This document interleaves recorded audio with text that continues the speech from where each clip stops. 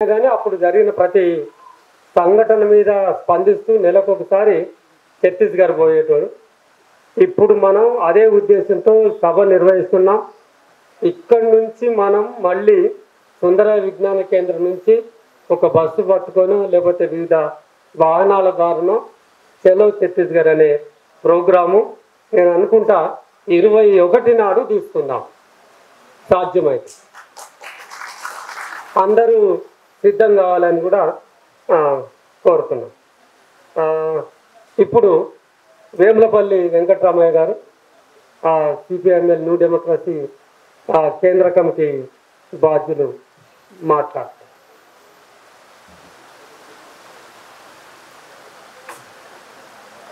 అధ్యక్ష, వేదిక మీద ఉన్న వివిధ పార్టీలు, ప్రజా సంఘాల నాయకులు, స్నేహితులారా, ఆపరేషన్ కగార్ నుంచి భారత విప్లవోద్యమంలో అమరులైనటువంటి వారందరికీ కూడా సిపిఎంఎల్ న్యూ డెమోక్రసీ తరఫున ముందుగా విప్లవ జోహార్ చెప్తున్నాను. ఇప్పటికే వక్తలు చాలా విషయాలు మాట్లాడారు కనుక నేను చెప్పదలుచుకున్నటువంటిది సూటిగా వెళ్తున్నాను. లక్ష్మణ్ గారు మాట్లాడుతూ ఈ మానవ మారణ హోమాన్ని ఎలా ఆపాలి మనందరం కూడా ఆలోచించాలి అని చెప్పారు. చాలా ముఖ్యమైన విషయం. ఇదందరం కూడా ఆలోచించాల్సిన విషయం. ప్రాథమికమైన విషయం ఏంటంటే ప్రజలు లేకుండా, ప్రజా ఉద్యమాలు లేకుండా, చైతన్యయుతమైనటువంటి ఉద్యమాలు లేకుండా ఏమి సాధించలేని సమాజంలో ఏ మార్పు రాదు.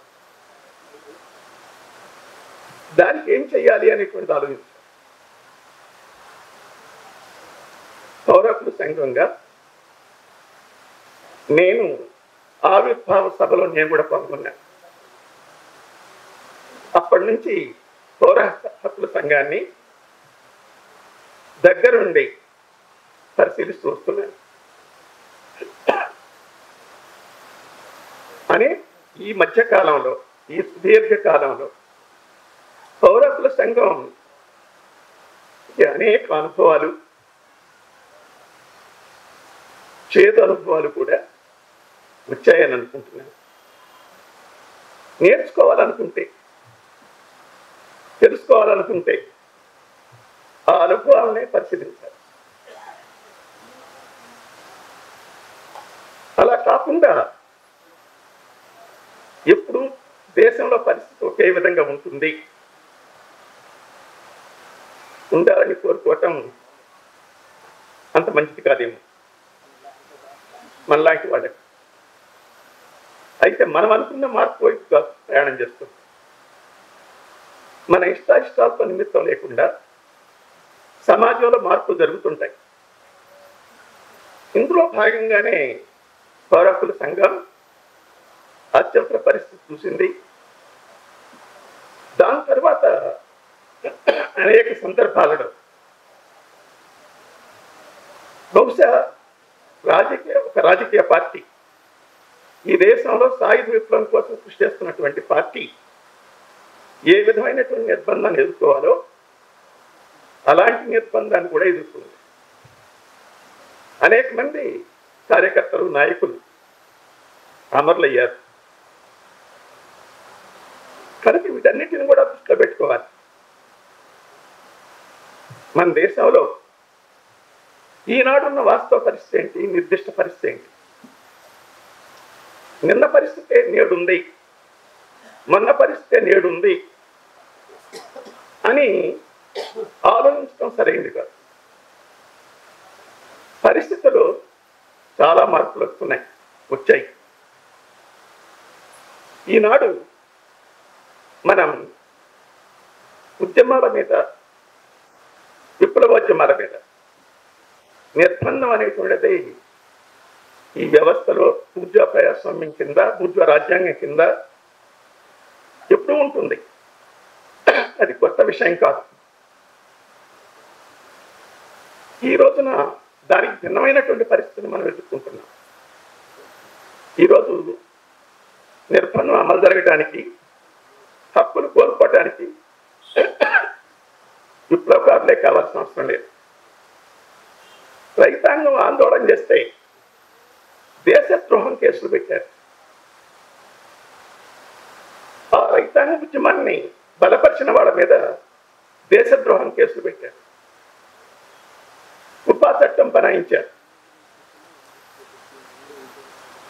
అంటే ఎందుకుంది ఈ పరిస్థితి అనేది ఆలోచించాలి. ఈ దేశంలో 20 కోట్ల పైగా జనాభా ఉన్నటువంటి ముస్లింల మీద పెద్ద ఎత్తున దాడి జరుగుతుంది. అది ఆవు పవిత్రమైందనే పేరుతో కావచ్చు, లవ్ జిహాద్ పేరుతో కావచ్చు, హత్యాకాండ కొనసాగుతూనే ఉంది. వాడంతా విప్లవకారులు కాదు. మణిపూర్లో గత సంవత్సరం పైనుండి మారణ హోమం జరుగుతూ ఉంది. దేశంలో వాళ్ళ ప్రజల మీద ఈ విధమైనటువంటి హక్కుల మీద దాడి జరగటం విస్తృతమైంది. అన్ని తరగతుల ప్రజల మీదే కాదు, ప్రతిపక్షాలు కూడా దాడికి గురవుతున్నాయి. ప్రతిపక్షాల వాళ్ళు కూడా తప్పుడు కేసులు బనాయిస్తున్నారు. ఈడీ పేరుతోటి, ఎన్ఐఏ పేరుతోటి, ఐటీ పేరుతోటి, ఐటీ పేరుతోటి తప్పుడు సోదాలు, తప్పుడు కేసులు బనాయించడం, చివరికి ప్రతిపక్ష నాయకులను కూడా జైల్లో పెట్టడం జరుగుతుంది. ఇంతవరకు గతంలో మనం విప్లవకారుల మీద చూసాం. ఇప్పుడు ఆ విధంగా జరగటం అనేటువంటిది ఒక కొత్త పరిస్థితి.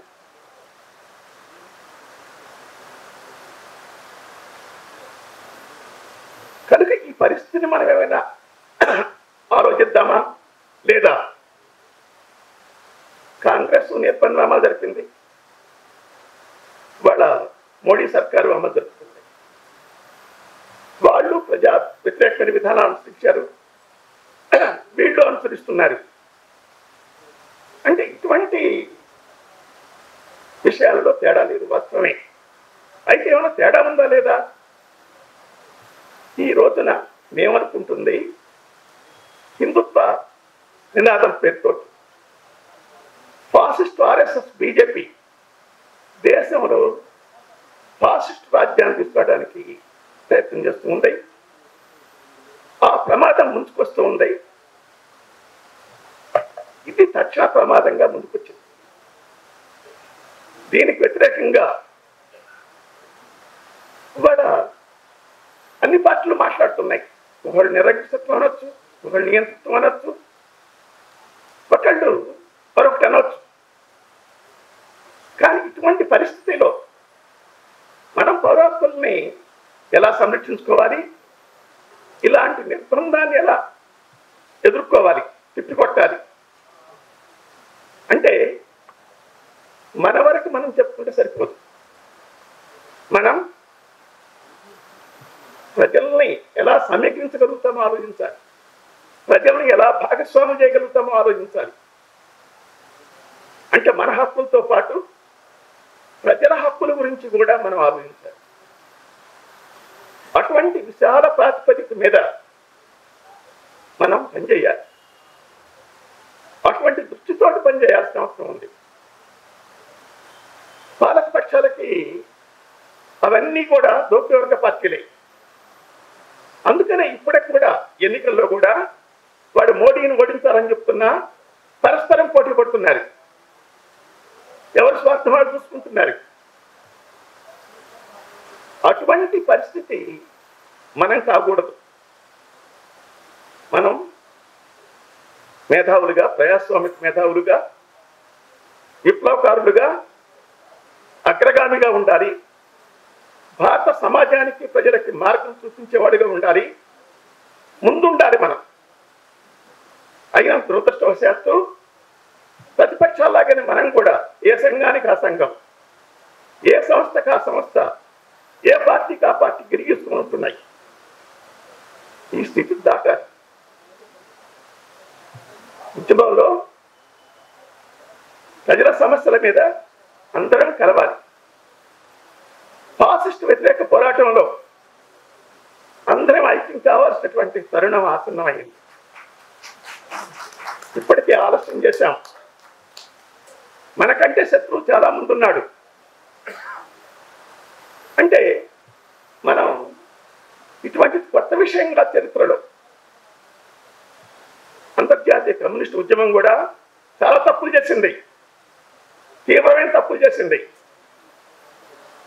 కమ్యూనిస్ట్ ఇంటర్నేషనల్ మూడవది 1928లో జరిగినటువంటి 6వ మహాసభలో వాళ్ళు ఆ స్థాయికి పోయారు, మరో ఎక్స్ట్రీమ్కి. క్లాస్ అగెన్స్ట్ క్లాస్ అనేదాకా పోయారు. వర్గానికి వ్యతిరేకంగా వర్గం, ఎలాంటి ఐక్యత లేదు, రాజీ లేదు. Social democrats are more dangerous than fascism అనేటువంటి తప్పుడు నినాదాలు, తప్పుడు కార్యాచరణ, తప్పుడు ఎత్తుగడలు అనుసరించారు. వీటి ఫలితంగా ఫాసిజం అధికారంలో రావడం సులభమైంది.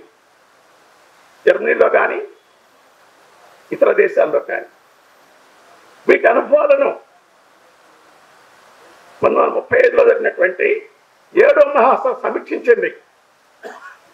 తప్పులను అంగీకరించారు, సరి చేసుకున్నారు. ఫాసిజం, పూర్తిగా ప్రజాస్వామ్యం రెండు ఒకటి కాదు. ఒక పార్టీ స్థానంలో మరో ప్రభుత్వం రావటం కాదు, ఒక ప్రభుత్వం స్థానంలో మరో ప్రభుత్వం కాదు. ఈ రెండింటికి మధ్య గుణాత్మకమైన తేడా ఉంది. ఈ రోజు సరిగ్గా భారతదేశంలో మనం అలా ఎదుర్కొంటున్నాం. అంటే కొత్త హక్కులు సాధించుకోవటం కాదు, ఉన్న హక్కులు పోతున్నాయి. మన హక్కులు పోవటం కాదు, దేశంలో అన్ని తరగతుల ప్రజల హక్కులు పోతున్నాయి. వాడు హిందుత్వ పేరిట, హిందూ రాష్ట్రం పేరిట తీసుకోవాలని ప్రయత్నం చేస్తున్నాడు. అది ఇప్పటికే ప్రారంభమైంది, చాలా దూరం ప్రయాణం చేసింది. ప్రభుత్వ యంత్రాంగంలో, వాటి న్యాయ వ్యవస్థలో, ఇతర కేంద్ర ఆధ్వర్యంలో ఉన్నటువంటి సంస్థలన్నింటిలో మార్పులు తీసుకొచ్చారు. వాళ్ళ మనుషులతో నింపారు. ఇటీవల జరిగినటువంటి ఎన్నికల కమిషన్లో 2 కమిషన్ల నియామకం ఎలా జరిగిందనేటువంటి మనం అందరం చూసాం. ఎన్నికలు ఎట్లా జరుగుతున్నాయో చూస్తున్నాం. అంటే ఇంత భయంకరమైనటువంటి మార్పులు మనం చూడలే గతంలో. మోడీ ఎన్ని అబద్ధాలు ఆడుతున్నాడు. మొదట్లో మాట్లాడినటువంటివి ఇప్పుడు తనకు తానే నేను అట్లా అనలేదని దాటిస్తున్నాడు. అంటే అటువంటి ప్రమాదం ముందుకొస్తున్నటువంటి స్థితి మనకుంది. దేశంలో 20 కోట్ల మంది ఉన్నారు వాళ్ళ ముస్లింలు. వాళ్ళు అత్యధిక మెజారిటీతో ఉన్నారు కేంద్రంలో. కానీ ఒక్క పార్లమెంట్ సభ్యుడు లేడు ముస్లిం, రాజ్యసభలో ఒక ముస్లిం సభ్యుడు లేడు, ప్రభుత్వంలో ఒక ముస్లిం మంత్రి లేడు. అక్కడే కాదు, రాష్ట్ర ప్రభుత్వాల్లో కూడా లేడు, కనీసం ఎమ్మెల్యే కూడా లేడు. అంటే ప్రమాదం ఎంత ఉంచుకొస్తుంది అనేటువంటిది మన కళ్ళ ముందు ఉందన్నమాట. ఇటువంటి స్థితిలో మన దేశంలో దురదృష్టవశాత్తు రాజ్యాంగంలో హక్కులున్నా ప్రజలకి ఆ హక్కుల స్పృహ లేదు. ఇంతకుముందు కాంబేడ్ రవి చెప్పినట్టుగానే ప్రజాస్వామిక హక్కుల స్పృహ లేదు, పౌర హక్కుల స్పృహ లేదు. లేకపోతే ఇటువంటి మారణహోమం జరుగుతుంటాయి. వాళ్ళ కగార్ లాంటి ఇది కానీ, లేక అంతకుముందు ఇప్పుడు జరుగుతున్నటువంటి మణిపూర్ లాంటి మానవహోమాలు జరుగుతుంటే దేశం ఎందుకు స్పందించట్లేదు? స్పృహ అంటే ఎవరి హక్కులు వాళ్ళు తెలుసుకోవటం కాదు, ఎదుటి వాళ్ళ హక్కులు కూడా ఉల్లంఘించినప్పుడు స్పందించడం. అది ఫ్రాయిడ్ లాంటి వాడిని చంపితే అమెరికాలో ప్రజలు ఎట్లా 100,000 మంది ఎట్లా కదిలారు, ఎన్ని నిర్బంధాలు వచ్చినా ఎట్లా విధించారు. అంటే మనం అటువంటి చైతన్యం సమాజంలోకి రాలా. అందుకే కొంతమంది సోషలిస్ట్ దశ అంటున్నారు. నీకు ప్రజాస్వామిక స్పృహ లేదు, దేశంలో ప్రజల్లో చైతన్యం లేదు, ప్రజలు సంఘటితం కాలేదు, కానీ దూరం పోయి మాట్లాడుతున్నారు. అంటే మనం ఇచ్చే నినాదాలు, మనం ఇచ్చే పిలుపులు ప్రజలు స్వీకరించేదిగా ఉండాలి. అటువంటి చైతన్యం లేనప్పుడు నువ్వు నినాదాలు ఉంటాయి. అందుకోసం ఎవరికి వాడు సమీక్షించుకోవాలి. మనం ఇచ్చే నినాదాలు, మన ఎత్తుగడలు పరిస్థితి తగ్గట్టుగా, ప్రజల స్థాయికి తగ్గట్టుగా ప్రజలు స్వీకరిస్తున్నారా లేదా, ప్రజల భాగస్వాములు అవుతున్నారా లేదా అనేది సమీక్షించుకోవాల్సిన అవసరం ఉంది. కనుక అటువంటి ఫాసిజం యొక్క ప్రమాదం ముంచుకొస్తున్నటువంటి ఈ స్థితిలో ఈ రోజున అన్ని వామపక్ష పార్టీలు, ప్రజాస్వామిక శక్తులు, సంస్థలు ఫాసిస్ట్ ప్రమాదానికి వ్యతిరేకంగా ఇటువంటి మారణ హోమంతో సహా ఐక్యంగా అవసరం ఉంది. ఒకే వేదిక మీద తీసుకోవాల్సిన అవసరం ఉంది. అది కేవలం నిజ నిర్ధారణ పరిస్థితితో సరిపోదు, ఒక మహా ఉద్యమం కావాలి. అటువంటి మహా ఉద్యమం అనేటువంటిది మన రాష్ట్రం నుంచి మొదలు పెడతాం. అందులో మేము కూడా భాగస్వాములు అవుతాం. అటువంటి దానికి దేశంలో జరుగుతున్నటువంటి వాడి ఎన్నికల్లో ఎవరు వస్తారో ఇంకా చెప్పలేని స్థితి ఉంది. మోడీ ప్రభావం తగ్గుతుంది, ప్రతిపక్షాల ప్రభావం కొద్దిగా పెరుగుతూ ఉంది. అయినప్పటికీ కూడా ఈ పెరుగుదల, వాటి తగ్గుదల దాటి ఎన్ని ఓట్లు పడతాయా, ప్రతిపక్షాల అధికారంలో రాగలుగుతాయా, మోడీ ఓడిపోతాడా అనేటువంటిది వైపు చూడాల్సింది. ఏమైనప్పటికీ కూడా అది ఒక్కటే శాశ్వత పరిష్కారం కాదు. ప్రజా ఉద్యమాలు, ప్రజల చైతన్యం అదే శాశ్వత పరిష్కారం. అటువంటి శాశ్వత పరిష్కారం వైపు మనం ఆలోచించాలి. ఈరోజు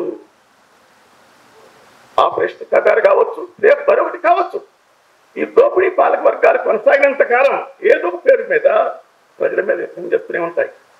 ఇదంతా ప్రజల పేరుతోటి, హిందూ సంస్కృతి పేరుతోటి, హిందూ మతం పేరుతో సాగుతూ ఉంది ఈ దాడి. కనుక భారతదేశంలో రినైజెన్స్ అనేటువంటిది పునరుజ్జీవన ఉద్యమం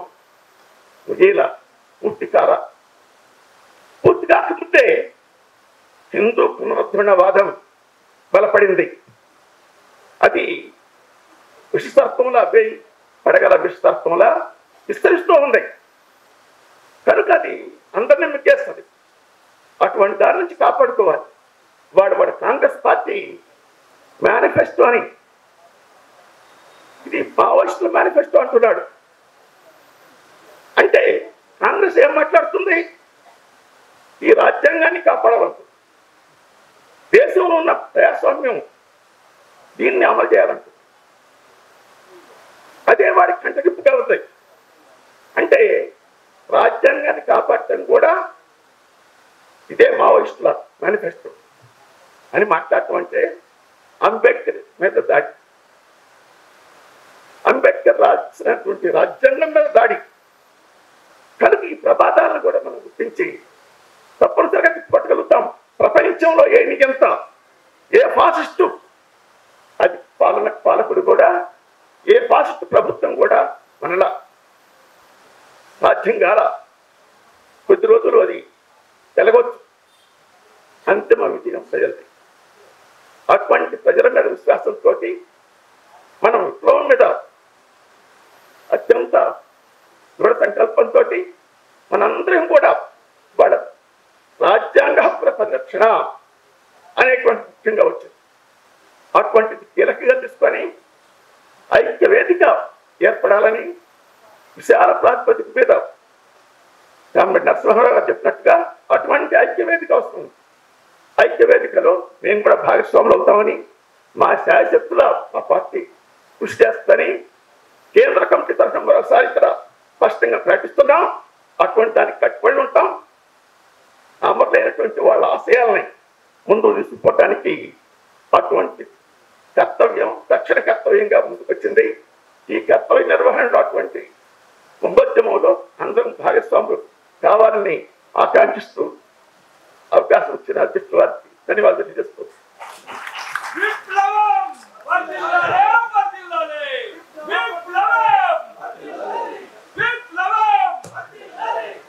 మిత్రులారా